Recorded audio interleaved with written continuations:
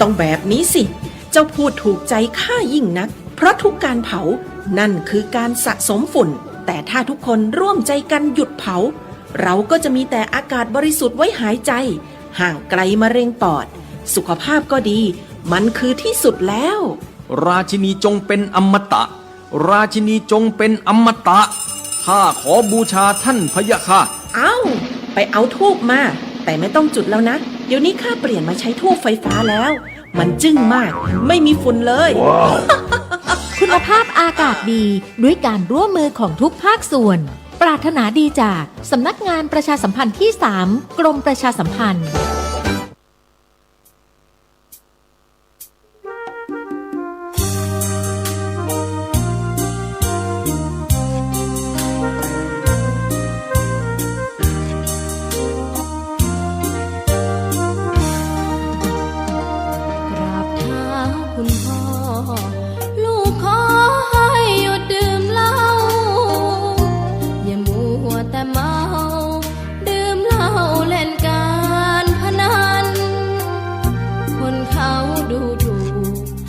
ว่าพ่อ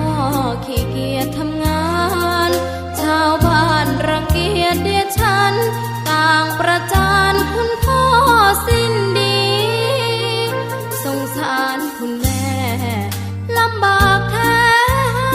เงินมาให้ได้มาเท่าใดพ่อใช้จนหมดไม่มีขัดสนจนยากลำบากคนแค้นเต็มทีอนาคตของลูกริบหรี่ความหวังที่มีมืดมนพ่อดื่มสุราเหมือนกินน้ำตาของแม่พ่อจ๋าฐานะเราแย่หากไม่แก้ความจนแม่เตือนพ่อด่าตบตีแม่ช้ำระกำมองมนซ้ำถูกคนเขานินทา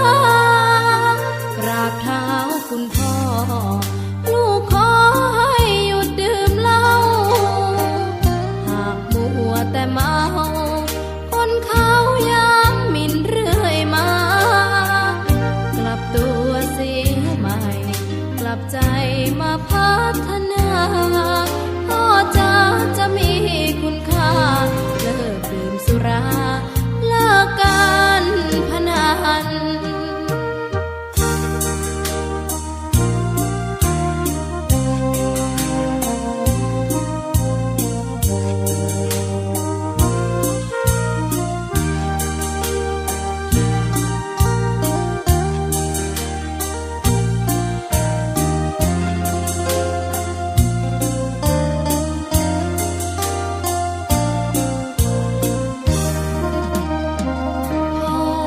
ดื่มสุรา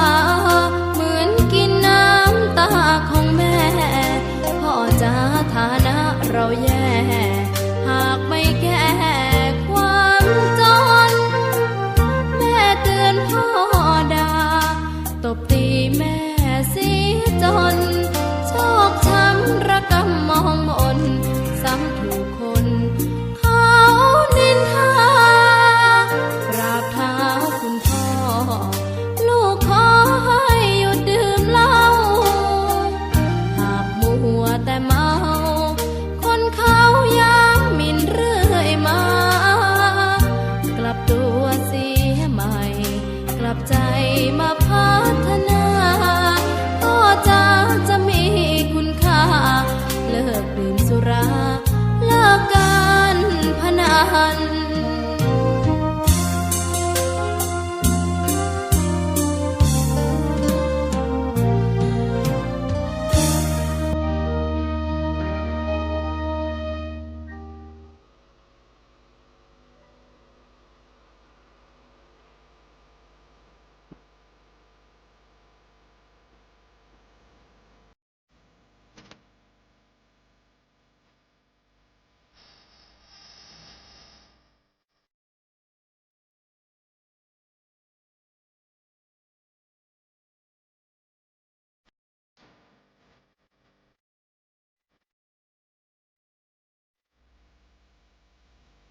งานเผยแผ่เป็นหัวใจสำคัญของพระพุทธศาสนาพระพุทธเจ้าอุบัติขึ้นมาบนเป้าหมายแห่งการเผยแผ่ความดีนำความดีไปแทรกไว้ในจุดที่มีความดีไม่มากค่อยๆเจือจางจนกระทั่งความไม่ดีนั้นหายไปเหลือแต่ความดีหรือมีดีมากกว่าไม่ดี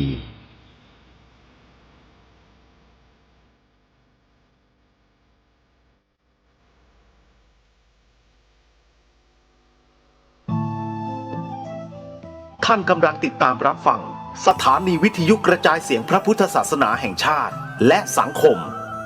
คลื่นเพื่อการศึกษาพระพุทธศาสนาและวัฒนธรรมระบบ FM 104.5 เมกะเฮิรตซ์รายการต่อไปเป็นรายการคดีโลกคดีธรรม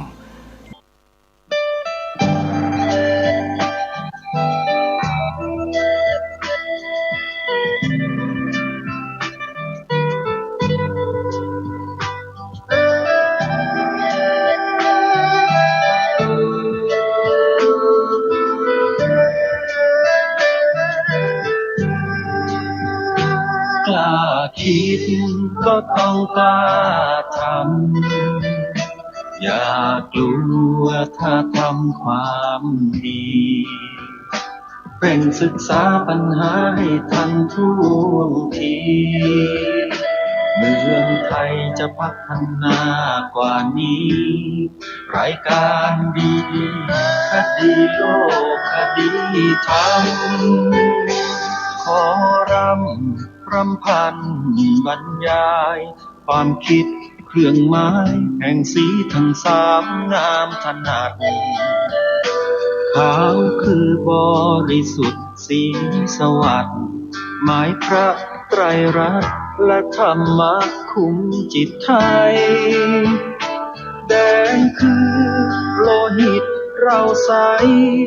ซึ่งยอมสละได้เพื่อรักษาชาติศาสนา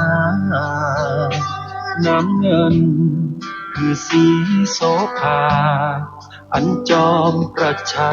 ถ้าโปรดเป็นของส่วนองค์จัดริ้วเข้าเป็นไตรรงค์จึงเป็นสีธงที่รักแห่งเราชาวไทยทหารอวตารนำไปยงยุทธวิชัยวิชิตก็ชูเกียรติสยามประเทศไทยที่เจริญมั่นคงมาได้จนถึงทุกวันนี้มิได้เกิดขึ้นจากความหวาดกลัวอย่างคลาดเขลาแต่บรรพบุรุษไทยของเราทุกยุคทุกสมัยล้วนแต่มีความกล้าหาญและชาญฉลาดปกป้องเอกราชสร้างชาติให้เกิดความมั่นคงโดยมีธงแห่งพระไตรรัตน์เป็นเครื่องนำชัยจึงเป็นที่มาที่ไปของรายการคดีโลกคดีธรรมกล้าคิดก็ต้องกล้าทำอย่ากลัวถ้าทำความดีเร่งศึกษาปัญหาให้ทันท่วงทีเมืองไทยจะพัฒนากว่านี้รายการดีคดีโลกคดีธรรมรายการดีคดีโลกคดีธรรม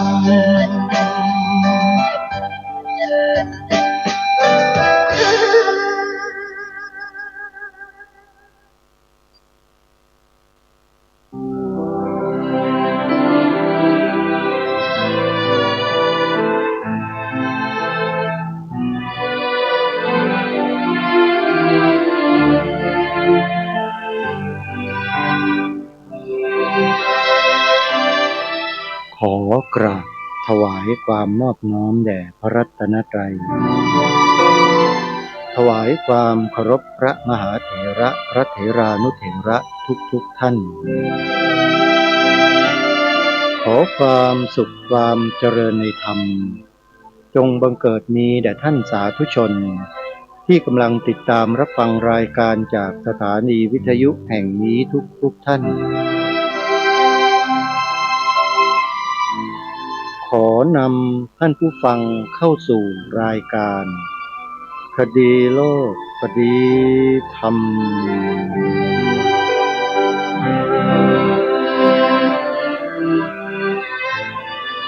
พบกันวันนี้ วันแรม3 ค่ำเดือน4วันนี้ตรงกับวันศุกร์ที่6มีนาคมพระพุทธศักราช2569รายการคดีโลกคดีธรรมมีให้ท่านผู้ฟังติดตามรับฟังทุกวันทางสถานีวิทยุพระพุทธศาสนาแห่งชาติคลื่นต่าง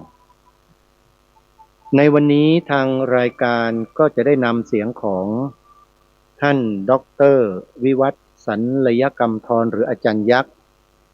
มาเปิดให้ฟังกันต่อเนื่องจากเมื่อวานแต่จะประชาสัมพันธ์ข่าวงานบุญให้พวกเราได้สดับรับฟังกันสักเล็กน้อยก่อนที่จะไปรับฟังข่าวประชาสัมพันธ์นั้นขอปรารภอะไรสักเล็กน้อยสำหรับท่านผู้ฟังรายการการที่ทางรายการนำเสียงการบรรยายของอาจารย์ยักษ์มาเปิดออกอากาศให้พวกเราได้ฟังกันเนี่ยมีเจตนาอยู่ประการหนึ่งที่สำคัญก็คือต้องการให้พวกเราท่านทั้งหลายที่เป็นคนไทยเนี่ยตื่นรู้ถึงสถานการณ์ของโลกเมื่อตื่นรู้แล้วเราก็จะได้ตัดสินใจร่วมกันว่าเราจะอยู่ร่วมกันในโลกนี้กันอย่างไรแล้วเราจะอาศัยอะไรในการดำรงชีวิตทั้งทางโลกแล้วก็ทางธรรมคู่ขนานกันไปเช่นนี้หรือพูดง่ายๆก็คือว่าการประกอบอาชีพทำมาหากินกับการนับถือศาสนาเราจะต้องตัดสินใจและเลือกให้มันถูกต้องและมันสอดคล้องกันเมื่อเราย้อนกลับไปในอดีตของประเทศชาติบ้านเมืองเราเนี่ยปฏิเสธกันไม่ได้เลยนะ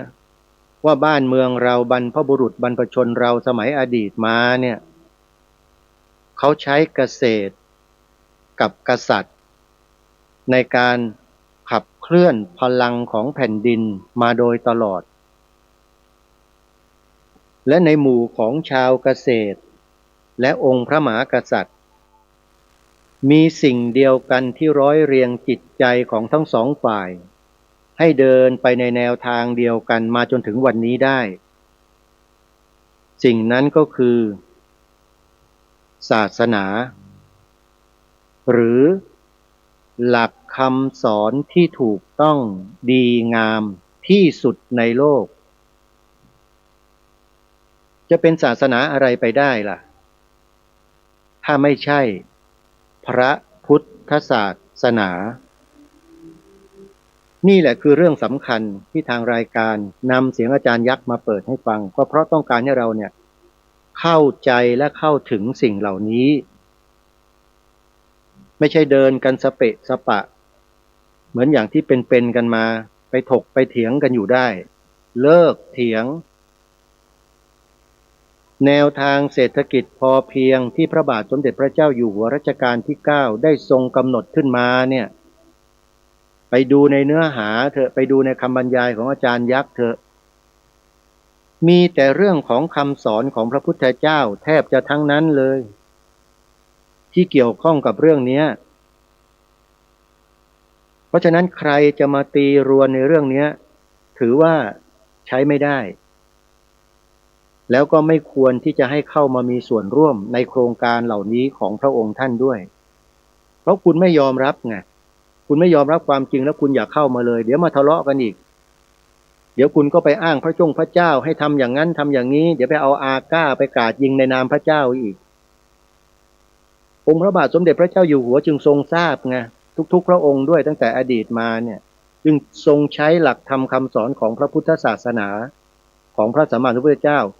มาบูรณาการสังคมประเทศชาติราชอาณาจักรต่างๆมานับเป็นพันปี2,000 กว่าปีมาแล้วไม่ใช่เพิ่งจะมามีนะแล้วมาอยู่มา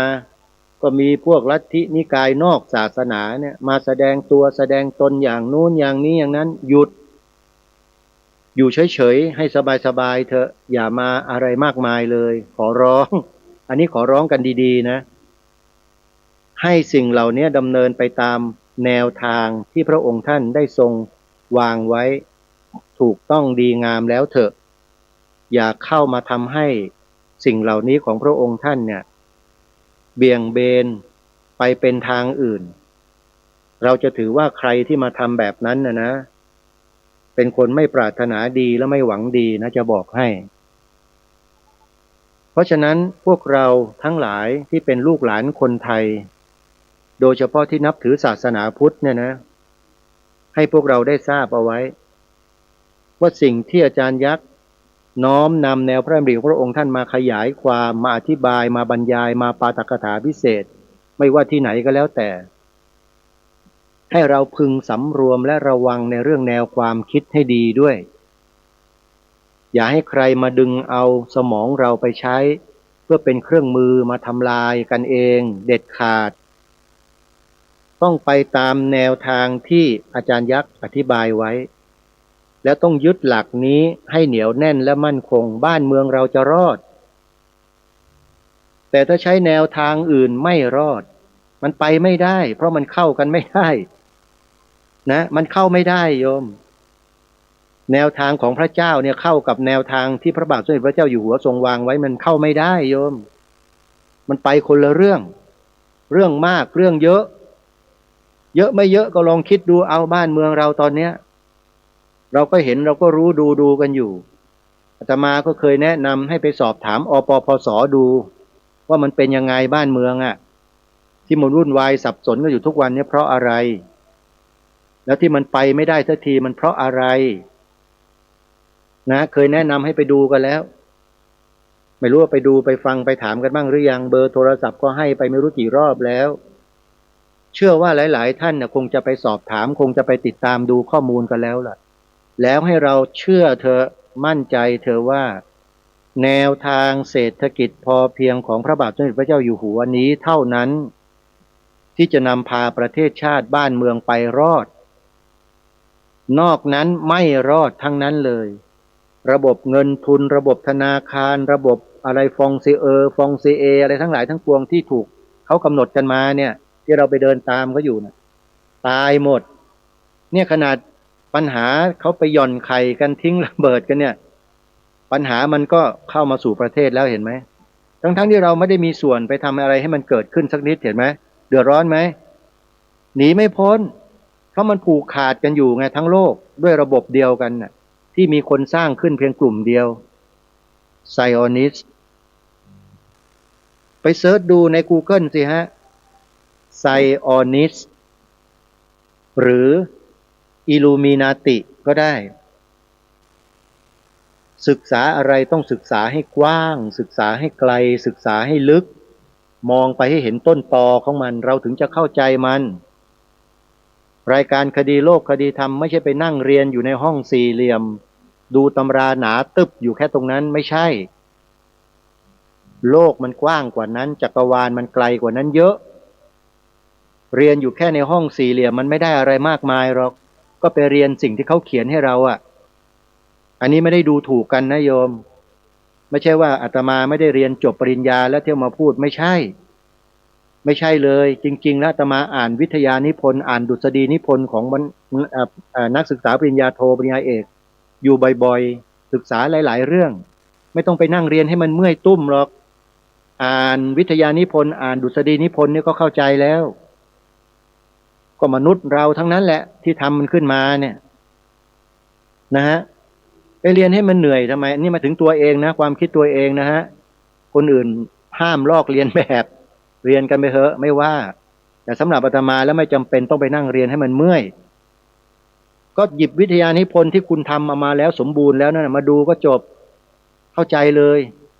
ต้องขอขอบคุณด้วยนะนักศึกษาปริญญาโทปริญญาเอกที่ท่านอุตส่าห์สู้เรียนกันมาจนเรียกว่าแทบกระอักลากเลือดจนกระทั่งจบเนี่ยแล้วก็ทำผลงานดุษฎีบ้างทำผลงานวิทยานิพนธ์บ้างมาให้พวกเราได้อ่านอาตมาก็ศึกษาต้องการศึกษาเรื่องอะไรอ่ะก็เซิร์ชไปดูดิแล้วก็วิทยานิพนธ์ก็ปริญญาโทดุษฎีนิพนธ์ก็ปริญญาเอกก็ศึกษาหาข้อมูลต่างๆในนั้นจบทุกอย่างมันสรุปรวมอยู่ในนั้นหมดทีนี้ไอ้สิ่งที่มันนอกเหนือจากดุษฎีนิพนธ์เหล่านี้และวิทยานิพนธ์เหล่านี้มันไม่มีในตำราอย่างคำว่าไซออนิสอย่างคำว่าอิลูมินาติอย่างเนี้ยคุณไปหาในตำราที่เขามาเขียนให้คุณเรียนไม่มีทางหาเจอหรอกครับเพราะคนที่ทำตำราให้คุณเขียนก็คือพวกนี้แหละไซออนิสกับอิลูมินาตินี่แหละท่านเราก็ไปศึกษาข้อมูลจากคนที่เขารู้ข้อมูลเหล่านี้หาศึกษาหาอ่านหาฟังสอบถามพูดคุยกันจนกระทั่งเราเข้าใจมันโลกเรามันเป็นอย่างนี้นี่เองทำไมพระสัมมาสัมพุทธเจ้าจึงทรงอุบัติขึ้นมาในโลกและมาตรัสสอนความจริงให้แก่พวกมนุษย์เพื่อให้มนุษย์เราเนี่ยหลุดพ้นไปจากวงจรพวกนี้วงจรที่มันจะทำให้เกิดแต่ความทุกข์ทั้งหลายทั้งปวงเนี่ยให้หลุดพ้นไปเลยก็คือนิพพานนั่นเองแต่คนสมัยเนี้ยก็ไม่เข้าใจสิ่งเหล่านี้กันพอได้ยินคำว่านิพพานก็วิ่งหนีกันหมดไม่รู้ไม่ดูไม่ฟังไม่ใส่ใจไม่สนใจไม่ศึกษาพอไม่สนใจไม่ศึกษามันก็ไม่รู้พอไม่รู้มันก็กลายเป็นอวิชชาอยู่อย่างนั้นแหละอวิชชาปัจจยาสังขาราสังขาระปัจจยาวิญญาณังวิญญาณปัจจยานามรูปังวงจรแห่งปฏิจจสมุปบาทมันก็เกิดซ้ำแล้วซ้ำเล่าอยู่อย่างนี้ไม่จบไม่สิ้นวัฏฏะสงสารมันจึงยืดยาวไงแล้วพวกเราก็มานั่งบ่นกันน้ำมันแพงไอ้นู่นไอ้นี่นั่นลำบากไอ้นู่นไอ้ต่างๆก็เราไม่ศึกษาให้เข้าใจเราก็มานั่งทุกข์ทรมานอยู่กับสิ่งเหล่านี้นี่แหละเป็นเหตุให้ทางรายการจึงต้องนำอาจารย์ยักษ์มาเปิดให้ฟังเพราะนี่คือทางรอดของมวลมนุษยชาติไม่ใช่เฉพาะเรานะทั้งโลกพระเจ้าอยู่หัวรัชกาลที่9ทรงได้รับรางวัลดินโลกจากยูเนสโกสหประชาชาติและยูเนสโกสหประชาชาตินี่แหละก็นำแนวพระดำริของพระองค์ท่านเนี่ยไปขยายผลทั่วโลกเลยอาจารย์ยักษ์ก็เดินสายไปกับคณะเพื่อไปบรรยายให้ความรู้ไปสาธิตไปทำวิธีการที่จะสืบสารงานเหล่านี้ให้กับโลกจนได้รับรางวัลมากมายทางรายการมองมานานดูมานานฟังมานานแล้วก็เข้าใจทันทีเลยทางรอดมีอยู่ทางนี้ทางเดียวเท่านั้นและเป็นทางรอดอันประเสริฐทางรอดแบบอมตะไม่มีทางที่จะสูญสิ้นและหายสลายไปไหนถ้าพวกเราร่วมใจร่วมแรงกันสืบสารรักษาต่อยอดแนวทางเศรษฐกิจพอเพียงอันนี้คือวาจาที่พูดกระทำบ้างแล้วไปปลูกป่าไว้ที่สวนป่าสามัคคีธรรมทุกวันนี้ไปทำแหล่งน้ำสร้างแหล่งน้ำไว้แล้วเตรียมพื้นที่ทางการเกษตรไว้แล้วแต่ยังขาดเหตุปัจจัยบางอย่างที่ไม่สามารถจะลงมือลงแรงและอยู่ณสถานที่นั้นได้ตลอดเท่านั้นเองโยมถ้ามีความพร้อมเนี่ยอาตมาเนี่ยไม่ต้องบอกหรอกโยมไม่ได้ห่วงไม่ได้อะไรหรอกนะฮะสิ่งที่มีที่เป็นอยู่ทุกวันนี้ไม่ได้ห่วงเลยชีวิตคนเรามันต้องมีการเปลี่ยนแปลงด้วยกันทั้งนั้นแหละเปลี่ยนแปลงแล้วมันต้องเปลี่ยนไปในทางที่ดีกว่าไม่ใช่แย่กว่านะเพราะฉะนั้นสวนป่าสามัคคีธรรมที่อาตมาทำไว้เนี่ยมีแนวคิดเอาไว้แล้วล่ะว่าจะเป็นแหล่งบ่มเพาะแนวความคิดให้กับเกษตรกรทั้งหลายทั้งปวงที่ตกหลุมพรางใครบางกลุ่มบางพวกอยู่เนี่ยให้ถอนตัวออกมาซะแล้วมาเริ่มต้นกันใหม่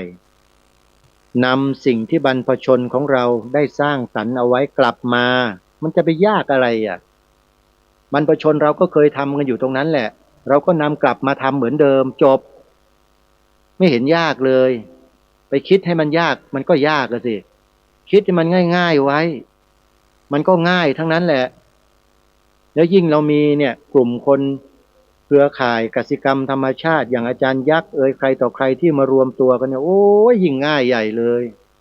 ทำไมเราจะทำกันไม่ได้ขอให้เปิดหัวใจนะอย่าใจแคบคนใจแคบเนี่ยมันทำอะไรไม่ได้หรอกใจมันต้องกว้างดิยอมรับสิ่งอะไรดีๆเนี่ยยอมรับให้หมดแล้วนำกลับมาบูรณาการมาสร้างเสริมสิ่งต่างๆที่มันมีอยู่แล้วเนี่ยให้มันดียิ่งขึ้นแต่มามองเห็นภาพชัดเจนเลยทำได้สบายเลยนะแต่อยู่ที่ว่าเราจะเริ่มหรือไม่เริ่มเท่านั้นเองถ้าเราเริ่มมันก็ทำได้ตลอดเวลามันก็หมุนมันไปอย่างนั้นแหละตามธรรมดาของมันแต่ก็อย่าไปอะไรมันมากมายนักนะอย่าไปเอาเวลามาเป็นเงื่อนไขของชีวิตนะขอบอกไว้ก่อนนะโยมถ้าใครชีวิตตกอยู่บนเงื่อนไขของเวลาแล้วทุกข์ตายเลยโอ้ยเวลาอย่างนั้นไม่รอไม่ได้ไอ้นู่นไอ้นี่ต่างๆมันกลายเป็นเรื่องราวมากมายไปหมดเป็นปมปัญหาชีวิตมากมายถ้าเอาชีวิตไปผูกกับเวลานะอย่าไปสนใจเวลาโยมเอาปัจจุบันนี่พระพุทธเจ้าสอนเราเนี่ยให้กำหนดในปัจจุบันอารมณ์เนี่ยนะท่านมีเหตุผลนะให้กำหนดอยู่กับปัจจุบันอารมณ์เพราะอะไรเพราะเวลามันมีอยู่แค่นี้ลมหายใจเข้าออกนี่ถือว่านานแล้วนะแต่ขณะจิตนึงอ่ะนั่นแหละคือเวลาที่แท้จริงมันอยู่ตรงนั้นปัจจุบันอารมณ์ฝึกตัวเองไปด้วยนะแล้วก็ทำหน้าที่ของตัวเองไปด้วยให้มันสอดคล้องสอดรับกับโลกที่มันเป็นไปอยู่ไม่ใช่ไปขวางโลกนะโยมขวางโลกก็ไม่ใช่นะอาตมาไม่ใช่ให้พวกเรามาขวางโลกแต่ให้พวกเรายอมรับสิ่งที่มันเป็นไปในโลกแล้วเราก็มาปรับปรุงและพัฒนาตัวเราพวกเรากลุ่มของเราประเทศของเราเนี่ยให้มันสามารถไปกับโลกได้และเป็นที่พึ่งของโลกได้นาถะหรือที่พึ่งของโลกและแนวทางนี้แหละจะเป็นที่พึ่งของโลกได้อาจารย์ยักษ์นี่ยืนยันแล้วยืนยันอีกไม่มีแนวทางอื่นท่านนะเอาเดี๋ยวมาฟังกันต่อแล้วกันสักครู่หนึ่งเดี๋ยวขอประชาสัมพันธ์นิดนึงโยม7-8-9นี้นะ7-8-9จะถึงแล้วโยมวันเสาร์เนี่ย7-8-9มีนางานไหว้ครูปู่ประกำช้างประเพณีแบบโบราณดั้งเดิมเขาสืบสานรักษากันไว้ระหว่างคนกับช้างเนี่ยวัดป่าอาเจียงจัดงานนี้ทุกปีละ1ครั้งใครสนใจก็ไปร่วมงานกันได้วัดป่าอาเจียงนั้นตั้งอยู่ที่บ้านหนองบัวตำบลกระโพอำเภอท่าตูมจังหวัดสุรินทร์หมู่บ้านช้างจังหวัดสุรินทร์นั่นแหละโยมที่โยมไปเที่ยวกันที่ดังๆนั่นแหละไม่ใช่ที่อำเภอเมืองนะงานช้างอำเภอเมืองนั้นไม่ใช่โยมที่มาบอกอยู่เนี่ยก็คือที่วัดป่าอาเจียงบ้านหนองบัวตำบลกระโพอำเภอท่าตูมจังหวัดสุรินทร์นะไปพบไปเจอกันที่นั่นอาตมาก็จะไปร่วมงานในปีนี้ด้วยนะใครสนใจก็ไปร่วมงานกันที่วัดป่าอาเจียงหมายเลขโทรศัพท์064-228-2422วันนี้บอกเร็วนิดนึงเพราะจะต้องให้เวลากับอาจารย์ยักษ์เยอะๆหน่อย9-10 มีนาคมงานทำบุญทอดผ้าป่าสถานีวิทยุวัดป่าจริยธรรม9-10 มีนาคมกิจกรรมหลักๆอยู่วันที่9นะโยมทั้งวันทั้งคืนรุ่งเช้าก็ทำบุญนิดๆหน่อยๆกันนะฮะไปร่วมงานกันและวันที่14มีนาคมทอดผ้าป่าสถานีวิทยุส่งเสริมงานเผยแผ่ที่วัดบ้านปลาคูนอำเภอโพนทรายจังหวัด101นะหมายเลขโทรศัพท์วัดบ้านปลาคูนโยมจดไว้นิดนึงเพราะว่าไม่ค่อยคุ้นเคยใช่ไหมวัดนี้อาตมาไม่ค่อยประกาศประชาสัมพันธ์เท่าไหร่แต่ครั้งนี้ไม่ได้เพราะว่าท่านผู้อำนวยการสถานีวิทยุท่านเมตตาต่อรายการคดีโลกคดีธรรมมาโดยตลอดไม่เคยขาดสายเลยนะโยมจดเบอร์ไว้นะทำบุญกับท่านหน่อย081-183-9690อนุโมทนาบุญทุกท่าน แล้วพระคุณเจ้ารูปใดนะครับที่จะร่วมกิจกรรมโครงการเดินธรรมยาตราหรือว่าเดินธุดงค์เฉลิมพระเกียรติพระบาทสมเด็จพระเจ้าอยู่หัวร่วมกับกองการวิปัสสนาธุระแห่งประเทศไทยในพระสังฆราชูปถัมภ์ก็ขอนิมนต์ได้นะครับเปิดรับสมัครแล้วตั้งแต่วันนี้เป็นต้นไปและกิจกรรมนั้นจะเริ่มตั้งแต่วันที่19มีนาคมไปสิ้นสุดในวันที่30มีนาคมที่วัดท่าขนุนอำเภอทองผาภูมิจังหวัดกาญจนบุรีนะครับการเดินธุดงค์ธรรมยาตราครั้งนี้จะเดินอยู่ในจังหวัดกาญจนบุรีจากอำเภอเมืองกาญจนบุรีไปถึงอำเภอทองผาภูมิไปสิ้นสุดที่วัดท่าขนุนของพระอาจารย์เล็กนะครับใครสนใจโทรติดต่อสอบถามได้ที่หมายเลข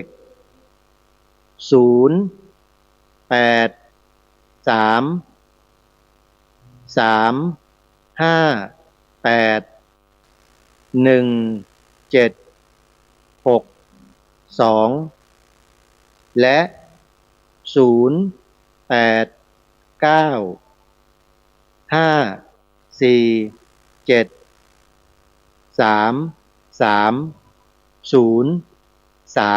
ครับนิมนต์สมัครกันได้เลยนะครับเอาละท่านสาธุชนญาติโยมทุกท่านได้เวลาที่เราจะได้มาฟังอาจารย์ยักษ์ต่อเนื่องจากเมื่อวานกันแล้วท่านกำลังย้อนให้เห็นภาพในอดีตที่ท่านมีชีวิตเป็นเด็กๆเป็นวัยรุ่นท่านอยู่อย่างวิถีพอเพียงที่บรรพชนเราสืบสารกันมาช้านานแต่พอโลกของเราถูกกำหนดด้วยอะไรต่อไม่อะไรมากมายเลยทำให้วิถีชีวิตเดิมๆที่ถูกต้องดีงามนั้นหายสาบสูญไปจากบ้านจากเมืองเกือบจะหมดดีนะที่เรายังมีพระเจ้าอยู่หัวผู้ทรงทศพิธราชธรรมได้ทรงสืบสารรักษาต่อยอดเอาไว้ให้แก่พวกเราวันนี้นะโยมเพราะฉะนั้นให้เราช่วยกันดูแลรักษาสืบสารสิ่งเหล่านี้ของพระองค์กันต่อไปติดตามรับฟังพร้อมๆกันได้นะบัดนี้ในที่มาจากการไฟฟ้าฝ่ายผลิตด้วยกัน2 คนน่ะพี่โอมานั่งช้างด้วยกันถามเคยมาเก็บขึ้นไปนั่งเกรงเพราะไม่ชินเรานี่นั่งควายนั่งกระเด็กนั่งก็โยกไปตามหลังมันก็ไม่เหนื่อยนะพี่โอเหนื่อยไหม ไม่เคยนั่งช้างโอ้โหงานนี้งานช้างจริงๆครับท่านรองว่าครับมาสุรินทร์ไม่ขี่ช้างไม่ได้เขาขู่เขาก็ไอ้พวกเราก็ไม่กล้าขึ้นกลัวกันเขาบอกต้องขี่ช้างต้องมาสุรินทร์เพราะมันงานช้างนี่ก็เล่านอกเรื่องย้อนกลับมาไกลแต่ที่เล่าทั้งหมดเนี่ยคือมันมาจากผลงานของพระเจ้าอยู่หัวเราเป็นที่เชื่อถือของคนทั้ง UN ทำไมก็พระเจ้าอยู่หัวขึ้นครองราชย์พร้อมๆกับสหรัฐแต่ไปรวมประเทศในโลกมาก่อตั้งเป็น UN ขึ้นหรือสหประชาชาติห่างกัน8 เดือนเองนะครับต่างกัน8 เดือนเองพร้อมๆกันเขาจึงรู้จักพระมหากษัตริย์ไทยดีมากและท่านก็ชื่อว่าดินด้วยที่ว่าพลังของดินภูมิพละภูมิพลแปลว่าพลังของดินแล้วสำนักงานเนี่ยที่ UN เนี่ยเขาตั้งขึ้นชื่อ GSP เนี่ยเขาก็รวมตัวกันทั้งโลกทุกประเทศในโลกส่งเงินไปนะครับแล้วไปตั้งกระทรวงเกษตรโลกไว้ที่กรุงโรมอิตาลีสหรัฐออกตังค์มากที่สุดสหรัฐก็จึงเป็นประธานเดี๋ยวนี้สหรัฐไม่มีตังค์แล้วจีนออกตังค์มากที่สุดเดี๋ยวนี้จีนเป็นประธานเพราะโลกทุนนิยมเนี่ยใครมีตังค์เขาก็นับเป็นพี่เป็นน้องไม่เป็นประธานจีนฉลาดครับบางองค์กรในนั้นเนี่ยจีนไม่เป็นเองเป็นคนออกตังค์แต่ให้ประเทศยากจนสวัสดีครับให้ประเทศยากจนขึ้นไปเป็นประธานแทนเพื่อจะให้ประเทศปานกลางกับประเทศร่ำรวยมาดูแลประเทศยากจนนี่คือความฉลาดของเมืองจีนเขาก็มีมติกันไอ้สำนักงานสมัชชาดินแห่งโลกหรือ GSP เนี่ยเขามีมติต่อเนื่องกันมาหลายปีมนุษย์จะอยู่บนโลกอย่างยั่งยืนได้ต้องทำ10 ปีต่อเนื่องที่ผ่านมามันจะยั่งยืนได้ยังไงปีแรกเนี่ย2018คริสตศักราช2018ตรงกับพุทธศักราชอะไรนะเอา543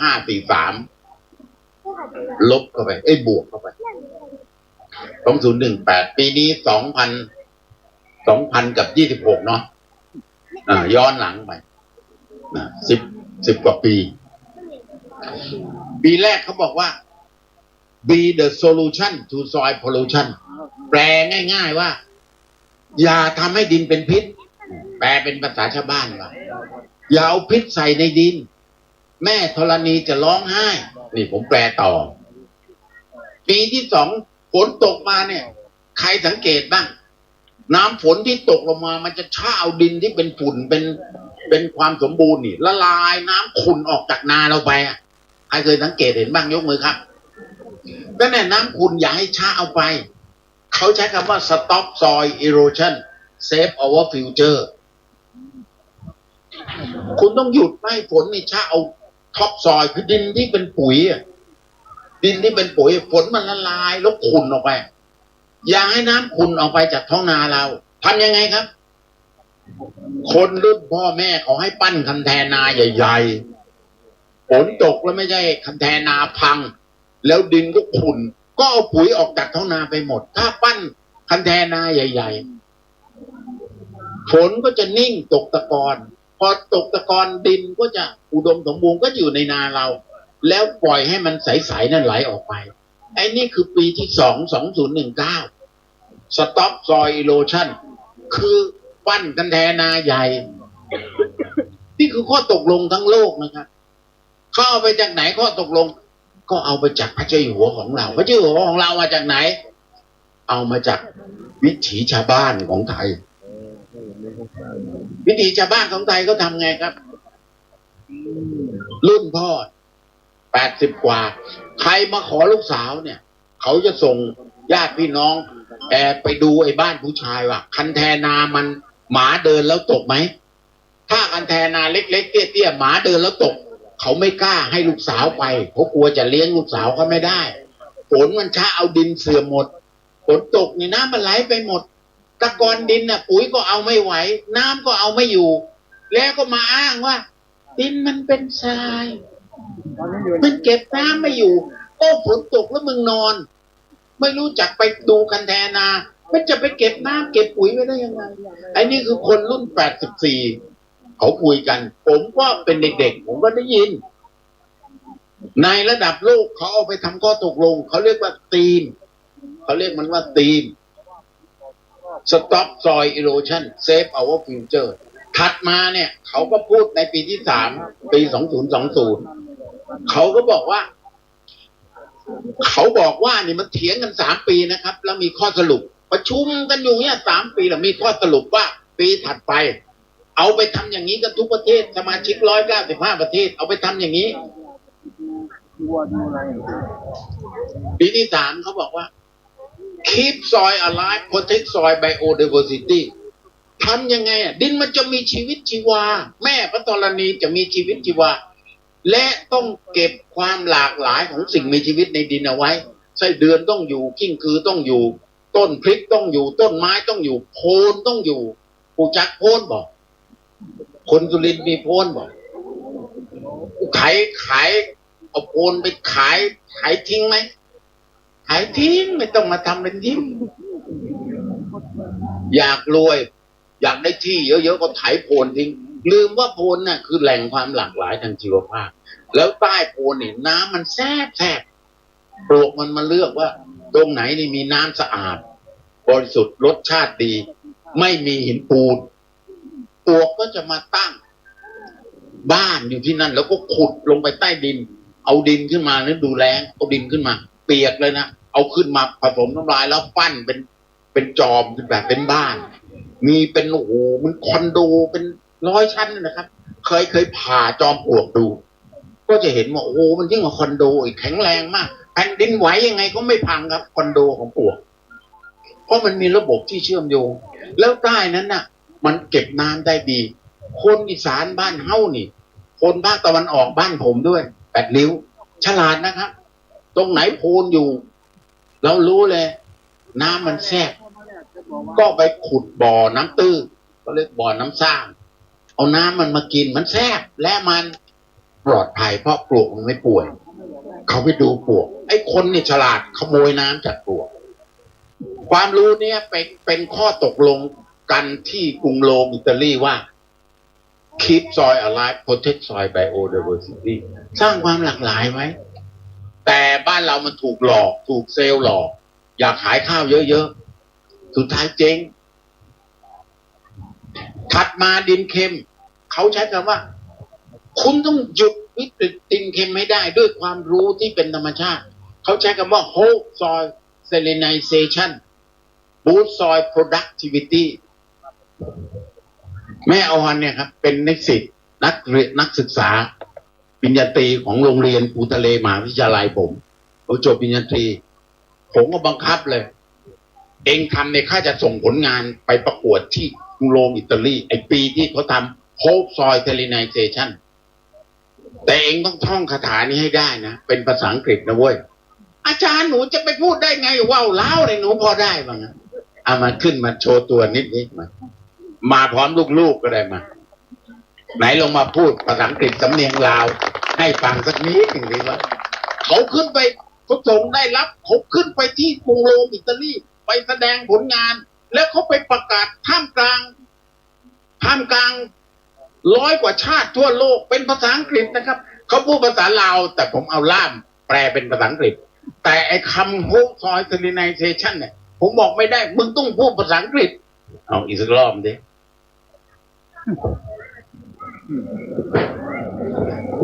ถือไว้สำเนียงลาวเด้เอาจะจับไม้ให้ไหนละทั้งหมดนะครับฟูดซอยซิลไนเซชั่นฟูดซอยโปรดักติวิตี้ชิดดินเค็มเติมเต็มผลผลิตสร้างชีวิตเกษตรกร3 2 1ฟูดซอยซิลไนเซชั่นฟูดซอยโปรดักติวิตี้ชิดดินเค็มเติมเต็มผลผลิตสร้างชีวิตเกษตรกรนี่ครับไปเสนอผลงานเขาเรียกไปจัดไซต์อีเวนต์ที่กรุงโรมอิตาลีมาแล้วปรบมือให้กับทีมปูทะเลมหาวิทยาลัยผมอยากฟังสำเนียงครูนี่เขาจบปริญญาตรีเกียรตินิยมอันดับ 1นะครับงานวิจัยของเขาคือแก้ดินเค็มในท้องนาของเขาแก้ดินเค็มจนดินเอียดผู้จักดินเอียดบอกมันหายเค็มผลผลิตเพิ่มผักหญ้างามแล้วสำคัญที่สุดมีปลาขวัญรู้จักปลาขวัญไหมแล้วผมก็ไปเยี่ยมเขาก็เอาพยายามหาปลาไอ้ตัวใหญ่ๆมาต้มมาทอดให้ผมกินผมบอกไม่เอาจะกินปลาอะไรปลากระดีปลาอีเดอร์จะกินปลาอีเดอร์เพราะเล็กๆจะได้กินปลาอีเดอร์มันแซ่บ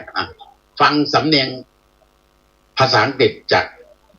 เกียรตินิยมอันดับ 1นะครับเชิญครับอันนี้พยายามจะไปปั้นให้ลูกศิษย์นี่เขา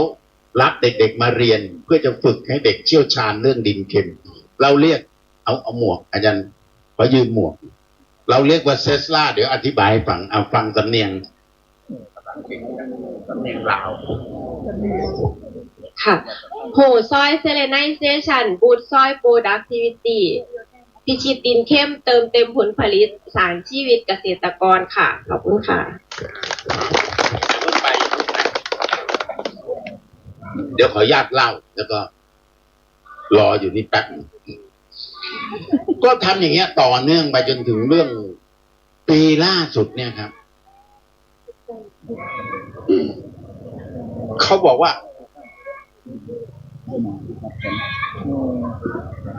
อะไรนะเมื่อกี้ผู้จัดงานเขากล่าวรายงาน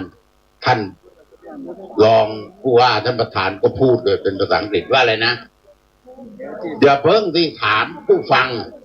ว่าไอ้คนกล่าวรายงานกับท่านประธานก็พูดแล้วคนที่มาฟังเนี่ยรู้ไหมหรือลืมแล้วเขาว่าไงนะปีที่ผ่านมางานมหกรรมวันดินโลกที่เราจัดกันปีนี้มันมีธีมหรือหลักการสำคัญของปีที่ผ่านมาที่เราจัดเนี่ยว่าอะไรใครจำได้นั่นอะไรเห็นไหมไอ้คนกล่าวรายงานก็กล่าวไปท่านประธานก็พูดไปก็ฟังพูดดีมากทั้งกล่าวทั้งคนท่านเปิดเลยกลับไปท่านว่าไง เอานะครับท่านต้องจำไปให้ได้นะครับ ว่าปีนี้ แล้วเอากลับไปทำให้ได้จำแล้วเอากลับไปทำให้มันเกิดได้ปีนี้เขาใช้คำว่า healthy ที่แปลว่า ดินสุขภาพดี healthy soil เอาพูดดังๆพร้อมกัน healthy soil healthy soil for healthy city ถ้าเราช่วยกันทำให้ดินเนี่ยมันมีสุขภาพแข็งแรง มันมีสุขภาพแข็งแรงมันดินดีสมบูรณ์นั่นเองมันจะทำให้อาหารดีน้ำดีดินสมบูรณ์มันอุ้มน้ำนะครับมันจะได้อาหารดีน้ำดีพืชพันธุ์ยาหารดีอากาศบริสุทธิ์และมียาดีไว้กินมนุษย์ทุกเมืองในโลกก็จะเฮลตี้ไปด้วยก็จะกลายเป็น healthy soil for แปลว่าถ้าเราช่วยกันทำให้ดินมัน healthy มันสุขภาพดีก็เพื่อ for นี่ก็เพื่อให้ทุกคนบนโลกทุกคนทุกเมืองทุกแผ่นดินทุกสังคมมัน healthy มันสุขภาพดีไปด้วยแต่ถ้าเราเอาสารพิษใส่ลงไปฉีดยาฆ่าหญ้าหวานยูเรียหวานมันเป็นพิษทั้งนั้นสะสมลงในอาหารกินเข้าไปมันก็ป่วยจนรัฐบาลเนี่ยเป็นหนี้โรงพยาบาลแล้วทราบเรื่องใช่ไหมสปสชเนี่ยตอนนี้โรงพยาบาลหลายแห่งก็เลิกคบกับสปสชเพราะเป็นหนี้ค้างเป็นปี2 ปีไอ้โรงพยาบาลก็รักษาคนไปก็เป็นหนี้ยาไปเป็นหนี้เครื่องมือแพทย์เขาไอ้คนที่จะจ่ายค่ารักษาก็ไม่มีตังค์รัฐบาลน่ะโดยสปสชก็ไม่มีตังค์ก็เป็นหนี้โรงพยาบาลก็ไปเป็นหนี้ยาไปเป็นหนี้โอ้โหบริษัทมันก็เลยต้องถอนตัวออกอย่างโรงพยาบาลนี่เขาก็ถอนออกจากสปสชแปลว่ารัฐบาลเนี่ยออกกฎหมายแล้วก็มอบเงินเนี่ยแทนที่ให้กระทรวงสาธารณสุขไปบริหารเองก็ไปตั้งหน่วยงานขึ้นชื่อสปสชสำนักงานประกันสุขภาพแห่งชาติสปสชประกันว่าทุกคนจะได้รักษาดูแลฟรีแต่ขณะนี้สปสชไม่มีตังค์เป็นหนี้พอโรงพยาบาลมาทวงก็เบี้ยวหนี้แถมไปหาเรื่องเขาอีกทำตัวเป็นจิ๊กโกจริงนะไม่ได้พูดเล่นก็ไปเบี้ยวเขาไปปัดนู่นปัดนี่อะไรเบอร์เกินหาเรื่องไม่จ่ายเพราะอะไรเพราะไม่มีตังค์จะจ่ายรัฐบาลก็จนลงทั้งโลกนะครับรัฐบาลไทยเป็นหนี้รัฐบาลไทยเป็นหนี้อยู่นะครับหนี้สินเนี่ยพระราชบัญญัติวินัยทางการเงินไม่อนุญาตให้รัฐบาลเป็นหนี้เกิน 60% ใช่ไหมพอเจอโควิดปั้งรัฐบาลไม่มีตังค์ทำไงต้องแก้กฎหมายยุคที่ผมนั่งอยู่ในครม.นี่แหละครับผมนี่นั่งเป็นรัฐมนตรีอยู่ในครม.ด้วยรัฐมนตรีช่วยว่าการกระทรวงเกษตรต้องไปแก้กฎหมายขอเป็นหนี้เพิ่มอีก 10% ก็แก้กฎหมายเพิ่มเป็นเรียกว่าพรบวินัยทางการเงินเป็นหนี้ได้ไม่เกิน 70% วันนี้เรารัฐบาลเป็นหนี้อยู่หนี้กู้มาจากประชาชนนี่แหละเป็นหนี้ในประเทศอันตรายน้อยกว่าเป็นหนี้ต่างประเทศนะครับเป็นหนี้อยู่ 63% กว่าประเทศมหาเศรษฐีอย่างญี่ปุ่นรัฐบาลเป็นหนี้อยู่กี่เปอร์เซ็นต์ใครทราบบ้างยกมือครับไม่รู้อ่ะ200 กว่าเปอร์เซ็นต์ครับสหรัฐอเมริกาเป็นหนี้100 กว่าเปอร์เซ็นต์ยุโรป100 กว่าเปอร์เซ็นต์เจ๊งทั้งโลกครับเหลือไทยเนี่ยหนี้น้อยที่สุดครับเอาละอาจจะไม่ใช่ที่1หรอกแต่ว่าก็ถือว่าเป็นหนี้ไม่ถึง 100% เพราะรัฐบาลกดดันเป็นมาตั้งแต่สมัยผมยังอยู่สภาพัฒน์นะครับเรากดดันว่ารัฐบาลจะเป็นหนี้เกิน 40% ไม่ได้นี่เราเขียนกฎหมายบังคับรัฐบาลสมัยผมยังเป็นข้าราชการเด็กๆนะครับ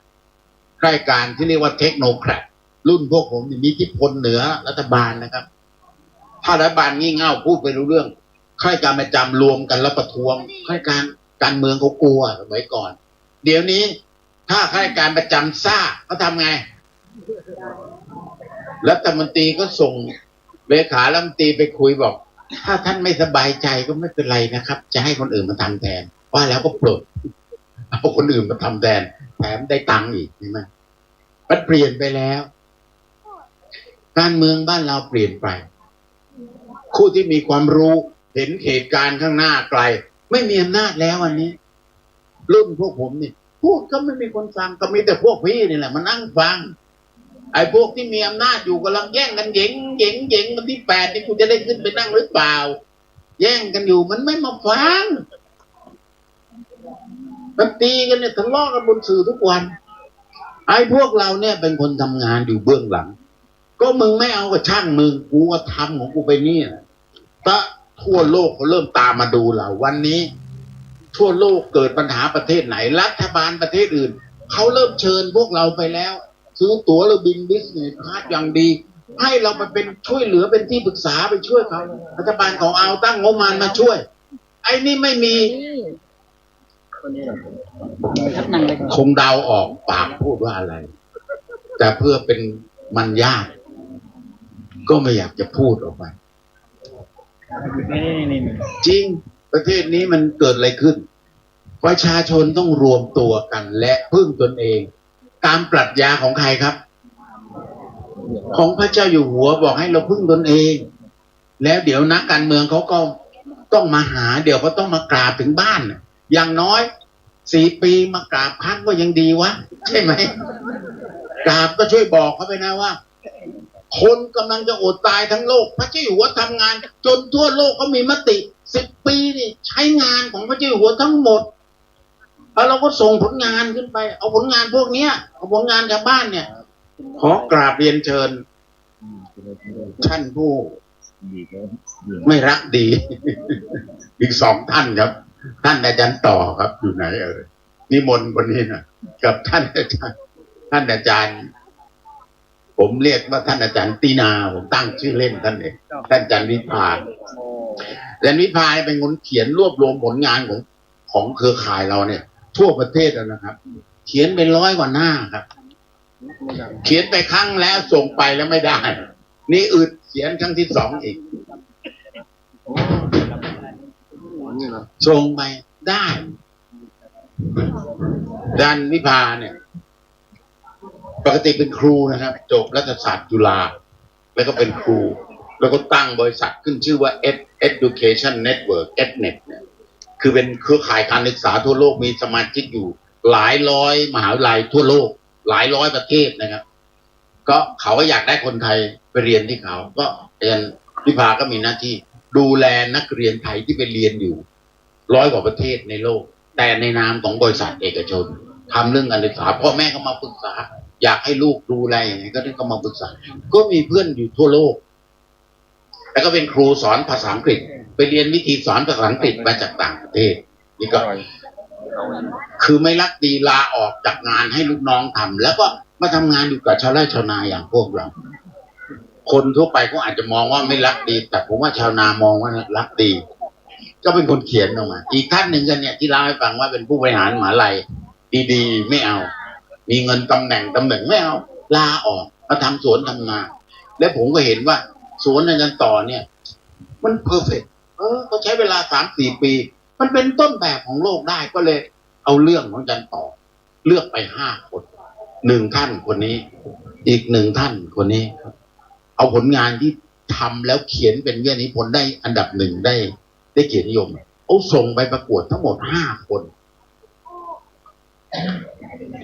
ทั่วโลกเขาทึ่งมากว่าเกษตรกรไทยทำตามพระเจ้าแผ่นดินได้ดีกว่าอย่าพูดดีกว่าเนาะกระเทือนใจกันนี่เกษตรกรทำกันเองอันนี้คนลาออกมาเป็นเกษตรกรแล้วทำได้ผลดีเขาจึงมอบรางวัลและเขาขอร้องเราช่วยยกทีมบินไปจัดนิทรรศการเขาเรียกไซต์อีเวนต์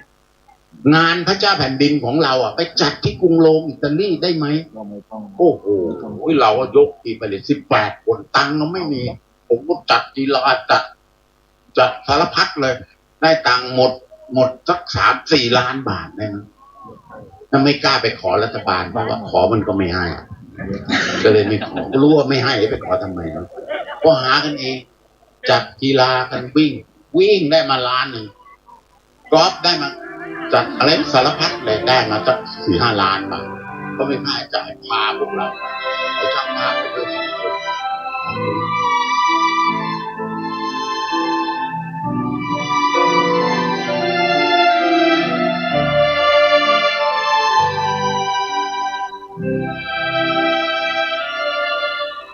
สาธุชนท่านผู้ฟังทุกท่าน ก็มาสู่ช่วงสุดท้ายของรายการเวลาก็จะหมดลงอีกแล้ว วันนี้เราได้สดับรับฟังอาจารย์ยักษ์ได้พูดถึงเรื่องเศรษฐกิจพอเพียงโดยเฉพาะเรื่องดินวันนี้ชัดเจนนะ สมัยก่อนคนโบราณถือนักถือหนาเรื่องการถมน้ำลายถ่ายอุจจาระปัสสาวะในยุคปัจจุบันก็คือการนำเอาสารเคมีที่เป็นพิษใส่ลงไปในดินในรูปของการฆ่าหญ้าบ้างในรูปของการใส่ปุ๋ยเคมีบ้างอะไรต่างๆเป็นบาปแล้วท่านก็พูดถึงเรื่องกิจกรรมในต่างประเทศซึ่งขณะนี้บนเวทีก็มีผู้แทนที่ไปร่วมงานในต่างประเทศและมีผลงานทางวิชาการที่เป็นที่ยอมรับเนี่ยขึ้นบนเวที2 ท่านคิดว่าในวันพรุ่งนี้เราจะได้มาติดตามรับฟังกันสำหรับวันนี้เวลาของรายการหมดซะแล้วท่านผู้ฟังเดี๋ยวไว้ติดตามรับฟังกันในวันต่อไปขอความสุขความสวัสดีในธรรมแห่งองค์สมเด็จพระบรมศาสดาสัมมาสัมพุทธเจ้าจงปรากฏเกิดมีขึ้นในจิตใจของท่านผู้ฟังทุกท่านทุกคนเทินขอเจริญพร